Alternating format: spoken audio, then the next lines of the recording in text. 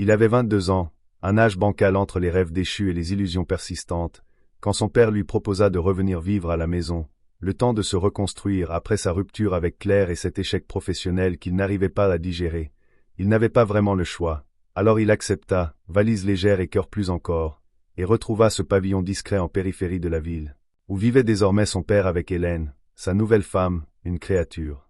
énigmatique à la voix douce mais au regard froid, une femme bien plus jeune que lui ne l'avait imaginé, à peine une dizaine d'années de plus que lui, élancée, toujours impeccable, distante comme une statue de musée, et qui l'accueillit sans chaleur, poliment, presque mécaniquement, lui indiquant la chambre d'amis sans un mot de plus. Les premiers jours furent silencieux, rythmés par les bruits familiers de la maison et les absences répétées de son père, souvent en déplacement,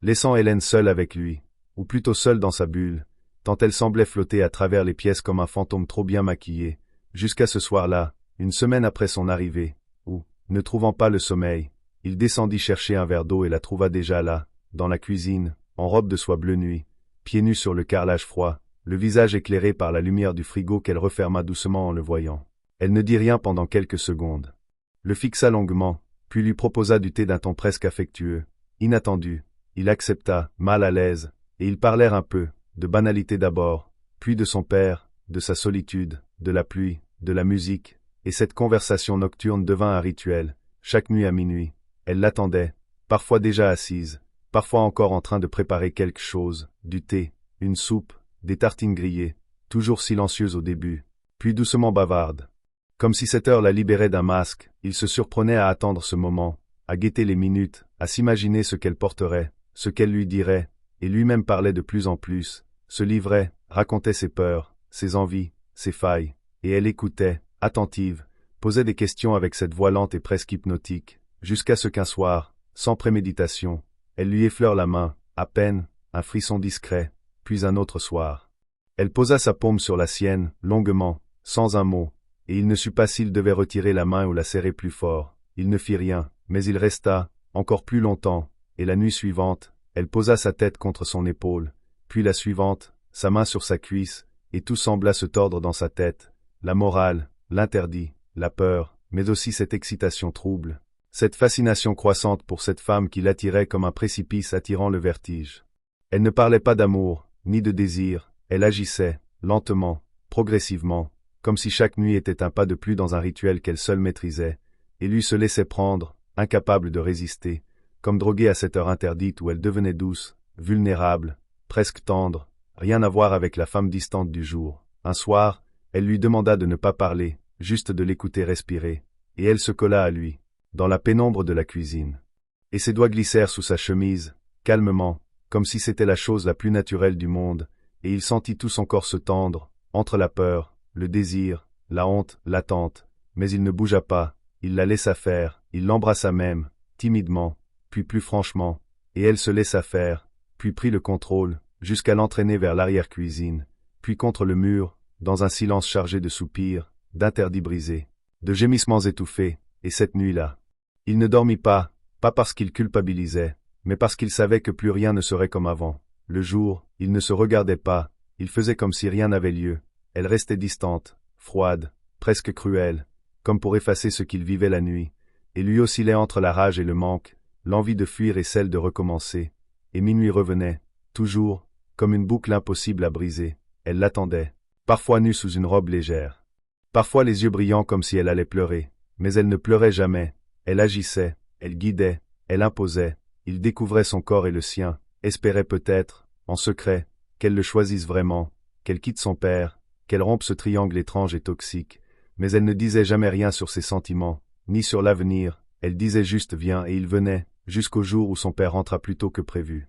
Et trouva la lumière allumée dans la cuisine à minuit, et les 2 tasses sur la table, les miettes de biscuits, les regards trop fuyants, et il ne dit rien sur le moment, il observa, il comprit peut-être, et ce fut le début de la fin. Hélène devint plus distante, elle ne l'attendait plus, elle verrouillait la cuisine, elle disparaissait derrière des silences plus froids encore, et lui ne comprenait pas ce qu'il avait fait de mal, pourquoi elle coupait tout d'un coup. Sans explication, sans adieu, jusqu'à ce qu'il ose frapper à sa porte, une nuit, à minuit, et elle ouvrit, en peignoir, et lui dit simplement « Ce qui se passe à minuit ne doit pas survivre au jour ». Puis elle referma lentement, le laissant seul avec un vide plus lourd que tout le reste, un vide qu'il emporterait avec lui en quittant la maison quelques jours plus tard, sans bruit, sans bagarre, avec cette sensation de n'avoir été qu'une parenthèse. Une distraction nocturne pour une femme trop seule, trop étrange, trop puissante dans ses silences, et chaque nuit, à minuit, longtemps après, il repensa à elle, à cette cuisine, à cette peau, à cette voix, à ce qu'il n'avait jamais compris et peut-être ne comprendrait jamais. Mais même loin de cette maison, loin de cette cuisine silencieuse et de cette femme qui lui avait tout pris sans rien promettre, il n'arrivait pas à tourner la page, pas vraiment, pas complètement, parce que quelque chose était resté coincé en lui, une blessure qu'il ne pouvait pas nommer, un manque étrange, pas seulement sexuel, mais presque spirituel, comme si ces nuits à minuit avaient réveillé en lui une version de lui-même qu'il ne connaissait pas, plus soumise, plus fragile, mais aussi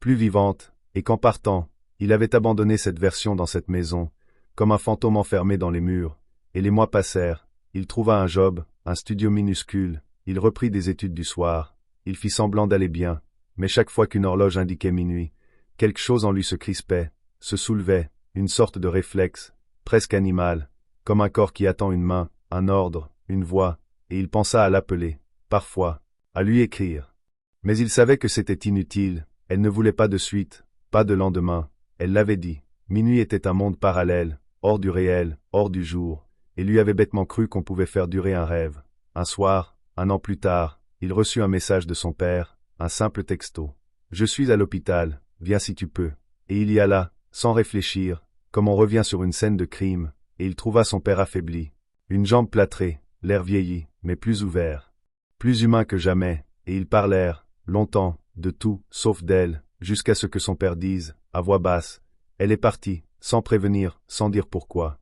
Et il sentit son cœur se tordre, mais il ne montra rien, il demanda simplement, « Depuis combien de temps ?» Et son père répondit, « 8 mois, et lui fit le calcul dans sa tête, elle était partie 2 mois après son départ à lui, comme si elle avait attendu, puis abandonné, et cette idée le hanta pendant des jours. Il ne chercha pas à la retrouver tout de suite, il avait trop peur, mais l'idée grandissait, l'appelait, jusqu'à ce qu'un soir, à minuit justement, il se leva, prit un taxi, et retourna dans le quartier, devant cette maison sombre, silencieuse, inhabitée, à vendre, selon le panneau accroché à la grille, et pourtant, la cuisine était éclairée, juste une lampe faible, tremblante, comme une braise qui refuse de s'éteindre, et il avança, poussa le portillon, entra. Le cœur battant comme s'il retrouvait un souvenir enfoui, ouvrit la porte non verrouillée et marcha lentement jusqu'à la cuisine, vide, propre, vide, mais une tasse était posée sur la table, et il s'assit, tremblant, la prit entre ses mains, encore tiède, et se demanda si elle était là, quelque part, si elle l'attendait, si elle l'avait appelée sans un mot, par ce langage qu'ils avaient inventé, celui des rendez-vous sans promesse, des gestes sans lendemain, et soudain, derrière lui, il entendit le craquement d'un plancher, léger, comme un souffle, et il se retourna lentement, mais il n'y avait personne, seulement cette lumière tamisée, cette tasse tiède, et cette impression profonde que minuit n'était pas encore terminé.